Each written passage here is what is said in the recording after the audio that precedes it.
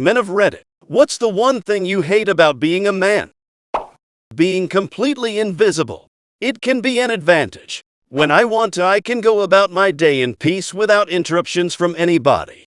And sometimes you just want to slip into the background and be anonymous. But at the same time, nobody asks you how you are doing, if you need help, or acknowledge that you exist at all. If you have problems, you just have to deal with it yourself and get over it. On the plus side, you get good at problem solving, but it can be mentally tiring and demotivating at times. A lot of men are completely starved for positive attention, not just from women, but any kind of positive attention at all. The last time I heard anything positive about my appearance, it was from Grandma. It was 15 plus years ago, and I am pretty sure she was drunk. I talked with my wife about this a few years ago, and she found it very weird and sad. After that, she has started to say something positive from time to time to the people she works with. The first time she did it was one of her closest co-workers. He was completely dumb boyfriend haunted by it. He knew very well that it was just a friendly compliment, but he said he didn't really know how to handle it, because he could not remember the last time something like that had happened. Absolutely this. I was waking to a gig with a lass one night, and a drunk class from a pub we were passing gave a whistle and an "all right, gorgeous." I turned to my friend and quipped that I didn't know if that was for me or her. Her instant reaction was to assume I'd just been catcalled and ask how I felt. Honestly, kinda good. Men seriously never get compliments, and it would just be a nice self-esteem builder from time to time. I'm also 99% sure the catcall was for her, but you take what you can get. I went to a Smashing Pumpkins concert last year dressed as Billy Corgan in the Melancholy era. Silver pants, black shirt that says 0 on it. Never gotten more compliments. Men and women of all ages. I doubt Seattle knew what I was even dressed as. But for a whole day and that night after the concert, I was getting complimented, waves and thumbs up. I found it funny because I ordered the pants online years ago for cheap, but the shirt is worth hundreds of dollars. Kept getting asked where I got the pants for. Genuinely couldn't remember. I fucking loved it. My girlfriend thought it was pretty cool. I need to wear tight women's silver pants around more often. About 16 years ago, I was in college and interning one summer in the big city. A female colleague took me to a really cool salon for a haircut. I spent like $75 for this cut, more than I ever had on a haircut. I was an unpaid intern, so it was a lot for me. That night I was in line at the movies, and this girl walked over to tell me how much she liked my hair. That's it. I never saw her again, but I play that moment over and over in my head. And a compliment like that has never happened randomly to me in public like that since then. I remember that moment like it was yesterday. Baldness. I miss having hair to run my fingers through. In my teen years, I grew it out because I knew I wouldn't have it for the rest of my life. I miss playing with it. I miss the warmth and the cooling. Short hair actually acts as cooling fins compared to being bald and sweat just pouring off. I miss the sense of it being blown in the wind. I miss the slight protection against bumps and scrapes. Cabinets are the bane of my existence. When I had a girlfriend, one of the nice things she would do would be to drape her hair over my head so I could reimagine having hair. There was a study done once where they told the participants that they were studying people's perception to facial scars. They sat them down in a makeup chair and had professional makeup artists give them realistic-looking prominent scars on their faces. They allowed participants to examine the scar in a mirror. Then they went to a second location to interact with the public. When asked, all of the participants said that the stranger they interacted with noticed the scar and treated them differently because of it. In first-person video review, they could even point out the specific moment the person noticed the scar. When they arrived at the second location, but before the interaction had taken place, the makeup artist would appear and say that the scar was drying out and they needed to moisturize it before it cracked. At this point, the makeup artist removed all traces of the scar entirely. So my dudes still in your teens, fitted hats and ball caps are your enemy. Myself and all my friends that religiously wore them have recessing hairlines. Also, if you have long hair, don't kept it tied back or up tight all the time. That just made my hairline issues worse. I'm 31 and I finally said "F this. Not gonna be the dude with long hair in the back with a crazy hairline. I buzzed my head and am thinking about just embracing being bald and going clean shaven. I feel so sorry for men having to deal with baldness. I can't imagine having a full head of hair one day and then all of a sudden your hair goes on hiatus. I had hair hiatus on the inside of eyebrows. I guess I plucked too much years ago. I was told about castor oil growing your hair, so I bought a bottle and tried it. I had no growth for more than 15 years, and within a short time my hair started growing back. It freaking works. It's cheap too, and you only need a little bit. When I go to pee and have it all lined up just for it to shoot out a 40-degree angle. I know this is a super personal question. Feel free to ignore it. Are you uncircumcised? And if so, do you expose your glands when you pee? I don't remember toilet training, but I didn't realize I should do this until I was in my mid-20s, and I'd be pissing all over the place. I often wonder how common this is, given how often I go into a toilet used by men, and there's piss all over the place. The automatic assumption that I just know about mechanics, carpentry, and DIY. I don't want to be that guy, but you probably should learn about those things regardless. You'll not only save a few bucks fixing your own stuff, but in general being self-reliant and capable will change your outlook on things. One of the best things I learned to do was fix my own car because it gave me the confidence to learn to fix other things as well. I think I was in my mid-20s when I realized this. I knew my dad didn't know everything. Hell, I taught my parents how to use the internet. But I asked my dad a more advanced car-related question. I think about how to replace the refrigerant in the AC. And he just casually replied, "Oh, I don't know anything about that stuff." And it hit me harder than I thought it would. Oh, Dad is just a dude trying to figure out the same as I am. He wasn't some demigod anymore. He was just a dude. Damn, made myself sad. With YouTube, you can learn how to do anything. It won't help if someone wants to strike up a chat about these things before you've had a chance to learn it. But definitely don't sell yourself short and believe you can't do those things. I'm a woman, and when I changed my serpentine belt with the help of YouTube, I felt invincible. Unfortunately, doing most handy type things does require a small arsenal of tools, but maybe you know someone you can borrow from when you run into something you don't have. This is honestly my biggest one. It happens often, especially because I'm a broad guy with a beard, so there's an assumption that I am some sort of manly man, when the literal opposite is true. In a similar vein, going to the mechanic was always annoying when I was younger, before I picked up the general car stuff you naturally pick up through life. They would treat me like a worthless pile of trash for not understanding what they're saying. Like, I'm 18, I have never had any interest in cars, and Dell only barely started driving. I don't know what you mean by does it turn over. Many people in my life assume that I can just turn off my anxiety and depression at will to power through because manly man reasons. And if you fail to do just that, then you risk being seen as weak, and you're treated even more poorly. So helpful for that depression, being looked down upon and ignored. And it just adds to us guys feeling as if our only course in life is to be emotionally detached and cold at all times, and with everything in life. To be otherwise is typically met with ridicule and admonishment. Yet paradoxically, we must also be the ones to show the most vulnerability by always initiating any forms of affection and risking all of the rejection, whether it be asking a girl out or trying to receive physical affection from your wife. It's why we value or easily manipulated by you women who genuinely tell us kind things about ourselves or physically show us you want us. You girls doing it to show us you love us are the real MVPs of life. If it's of any consolation, I run into a lot of frustration with men who insist they can do this.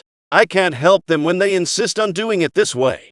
It leaves a lot of disconnect too. The fact you have a chance to actually be open when you find people willing to be listening is a really good thing. If finding these threads on Reddit has shown me anything, a lot of y'all are hilarious with cool personalities that most women never end up seeing. Seems like a good pattern to break. Just might need some communication and the right people to get there.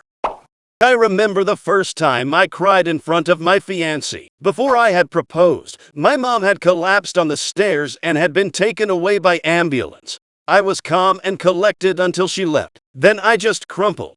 I felt this deep embarrassment until I just felt her holding me, telling me it would be okay. I hadn't experienced that level of comfort and reassurance since I was a child. Ladies, if your man needs to cry, it can be an absolutely world-changing event if you just hold them and reassure them. As a single dad, my son is generally excluded from things like park meetups or birthday parties because apparently I don't fit in with the other parents. I've probably been told it 1,000 times in 1,000 variations. What they actually mean is I'm a man, and mums don't want me around because it's generally just mums. I invited all of the kids in my daughter's preschool class to her party, and one mom asked if Rachel's dad would be there. I asked her if she had a restraining order against Rachel's dad or something, and she said something to the effect of because he's a single dad, has gonna try grooming my daughter too. I met this guy at a previous party, and I now remembered this mother, because she was gossiping with the other mothers saying that he was so close with his daughter. She gave him a kiss, and this mother gagged. Like, it's gross to her that a single guy parent and his only 3-year-old daughter were close. That mom was politely told not to come. F all that. Sort of on the same level, I wanted to run a daycare when I was a kid. My mom ran one out of the house, so my entire life I was surrounded by babies and toddlers. I also had 3 little sisters I would take care of when I'd stay at my dad's. I loved every aspect of the job. I had every intention of being just like my mom when I grew up. When I became a teenager, I figured I'd work as a babysitter since my entire life I'd heard about how amazing I was with kids. Very quickly I realized babysitting wasn't in the cards. While every girl my age was saving up to buy a car by watching kids, the only offers I ever got was to mow neighbors' lawns. Literally, one neighbor asked my sister to babysit, citing my mother's daycare and her experience gained there as the reason. And when she couldn't do it, I was suggested, only to have them turn me down without reason. I had the exact same experience she had. When she aged out of babysitting and got a job waiting tables, she gave every single one of her clients my name and number to replace her. And I got 0 calls. Daddy daycare is damn accurate. Nobody wants men around their kids. It's the most widespread form of anti-maleism I've ever seen, and it's generally accepted by the public. If a guy wants to take care of children, it's an instant red flag to the majority of people. Teachers and state employees are worse, especially older ladies. They somehow feel it an affront that I am a single working father bringing up 3 kids alone. All sorts of programs and assistance you can get in Germany, and I get offered none of it. Have to fight for everything. Somehow these things are for women. Many of whom get so much assistance they don't even have to hold down a job. Priority daycare places, care programs for the kids in the school holidays, etc. My kids never end up on the top of the list even though they should as a single parent. Constantly having to provide and bringing them up alone. Even as married working man who is the primary breadwinner, I would show up to my kids' events and be the only dad there. I liked being there for my kids' events, but it was always weird I was the only one. Some people I guess think the man's job is to work and provide for the wife and kids, but other than that they can bugger off. But I love spending time with my kids even though they're at the age where dad is cringe. As a single mom, I really appreciate the dads who attend parties and help out at school events. I really like the women at the school, but I'm most relaxed with a man talking shop. And if a guy has a really cool career or hobby, I'm in heaven. For some reason I don't have to think as hard about what to say, and men don't mind talking about things some women won't talk about with people they're not super close to. Bro, I work from home, so I take my son to school, pick up every day. I know all the teachers, even head of the garden chair, so my face is on the chair page. I go to the playground with my son every day, and no one sits by me or speaks to me. I even feel awkward using the restroom by the playground, and I have to tell my son I have to go down the hall. And I'm probably the only parent in there where their head isn't buried into their phone. My son is in kindergarten, and his bestie is a female. Her mom is a Sam and IWFH. I've offered to have them come to our house after school for a few hours, and they kindly decline. They are more open, but their culture still has different views. We're American. I know my son is safe there. I've been there for playdates and always ask him what they do when I'm not there. But I'm kind of sad they can't come here for playdates. I know he wants to show her all of his toys, but I try to play it off. So I guess I can kind of feel your pain. I do think it's important to be inclusive of all kids, and that means including their parents. It shows a lot that you want to be there with him for those fun times instead of just dropping him off. If you sit to pee, sometimes you will screw up and piss through the gap between the toilet seat and the bowl. So I sat to piss at HS one time, and the stream was powerful enough that its splash zone flowed up out and around the outside of the toilet bowl. The toilet had no lip, weirdly, and f***ing soaked my pants. Like, absolutely drenched, but I had no idea until I went to put them on. Let me tell you, trying to figure out how to quickly dry my pants and hide the piss smell was terrible enough. But then I had to maintain the illusion that I hadn't pissed myself for like 6 more hours. At least then it was socially acceptable to wear so much Axe body spray you became flammable. But that was a rough day. Lack of emotional support. People always think you have some hidden agenda. Dudes will rarely give other dudes emotional support. Partially because dudes aren't supposed to need emotional support, so you're seen as a for needing it. Because of that, dudes will never seek emotional support from other dudes. When you seek emotional support from girls, they think all you're looking for is some. It's like the only acceptable way to express our emotions is with explosive outrage. Then you get into fights and start f***ing up your whole life, and 'cause you can't control yourself. That anger comes from a place that you're not allowed to show anyone. And at that point you've become emotionally ignorant, so you don't even remember why you're in pain.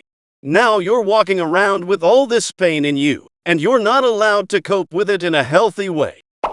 Being expected to romantically initiate. Back in high school, a girl approached me saying that she had a crush on me. She wanted to know if I would be interested in dating. We were working on a photography project together. I had quickly developed a crush on her. Her face was so red and her smile was so genuine, my heart dropped to the floor. We dated for many years and got married in 2018. She is my soulmate. I have had people make little comments before saying I was cute, but that moment in particular had me flabbergasted. That was the first time someone had actually expressed having an attraction towards me. It was in between classes. I remember walking to my next class, which was PE. By the time I got to the hallway that connected to the locker room entrance, I was practically skipping with excitement over the fact that she approached me and admitted she liked me. When I got in the locker room, I had the biggest smile on my face, and my friends started asking why I was so happy. I told them, and they all had huge smiles on their face as well. Congratulations were tossed my way. Besides the day we got married, that day in particular is one of the best days of my life. I will ride that high to my grave. About a month ago, I was walking down the street in Copenhagen. It was close to midnight, and I was the only one on the street. It was dark and a bit foggy. I was minding my own business, having my headphones on. I hadn't noticed. At some point, I was walking about 15 feet behind a young woman. She was clearly walking faster, slyly looking over her shoulder at me. I understood the situation and stopped walking, pretending to look at windows, while she had time to walk out of sight. I understand why she probably was nervous, walking alone down a dark street, with an older guy working behind her, and as such, gives her space to get some distance between us. I also hate that. That's where we are. So this happened around 8 years ago. I was late to return to work, and I was walking through the streets of Old San Juan. It was more like power walking. There was this woman walking around 50 meters ahead of me. Unfortunately for both of us, she kept turning and taking the same route I was walking. At one point she was really nervous because I couldn't slow down and risk losing my job. Like in a scary movie, she walked all the way to the entrance of the same underground parking lot that I was heading to. When she looked back and saw me that I was really close to her, she kind of jumped. And I told her, "You don't need to worry, I'm just going to get my car."